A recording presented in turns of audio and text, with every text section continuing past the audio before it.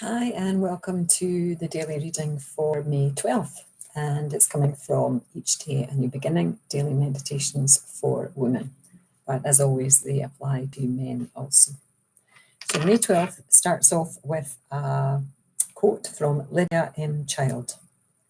Every human being has, like Socrates, an attendant spirit, and wise are they who obey its signals. If it does not always tell us what to do, it always cautions us what not to do.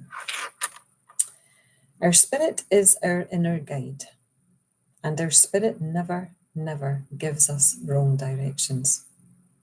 Because we're human, it's all too easy to deny the voice from within. Some call it conscience.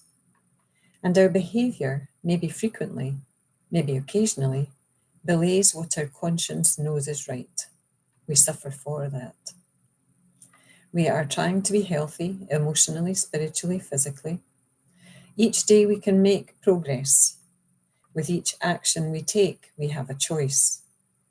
Our spirit, our conscience, should be consulted. Right choices make for right actions that will emotionally and spiritually benefit us and the persons close to us. It's comforting to rely on the inner voice. It assures us we're never alone. No decision has to be made alone. No wrong action need ever be taken. A sense of security accompanies the partnership between each of us and our spirit. I will let the partnership work for me today. Yes, we're all like Socrates. We have an attendant spirit. So we don't always hear that inner voice telling us what to do, but if we pay attention, we probably recognize it telling us not to do something. And I think most of us do call that our conscience, when we are just about to cross the boundary of what we know is right for us into an area where it's not right for us. And being someone who ignored my inner voice for many years, silenced it completely, did so many things that my conscience nowadays would stop me in my tracks for. I find it interesting that you can do that in your life. That I was a person who did things that are deemed wrong, are deemed, to be sins. But at the time, I somehow was able to detach from that, detach. And I think that's when I became detached from all my emotions, really, was because I couldn't really compartmentalize it all. So I just made it all one thing. I detached from everything so that I wasn't really feeling anything, so that my conscience, I didn't think about it. I just stuffed it down and told it to be quiet, basically. And then, of course, when you decide to change the way you live, to be, or maybe you're forced into a change, as I was when I had my son. I was forced into a role of mother, which I hadn't planned for.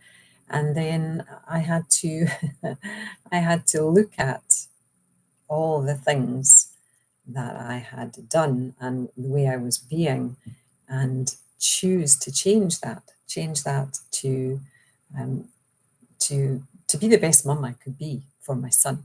That was kind of the crux of it, was, he didn't ask to be there, and now he was, and I was responsible for him, and I had to make changes. So that was a decision for me to make.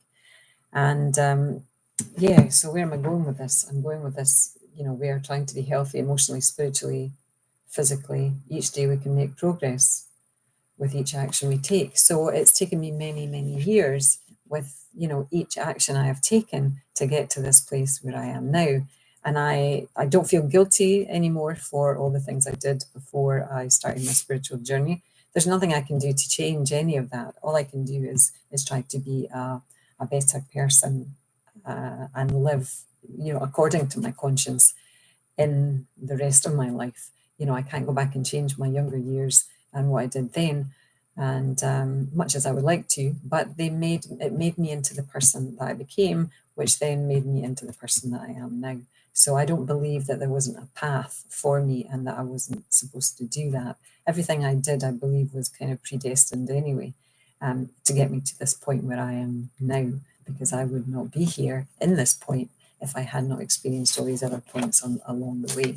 So 5 minutes are up, and let's let the partnership with our spirit work for us today.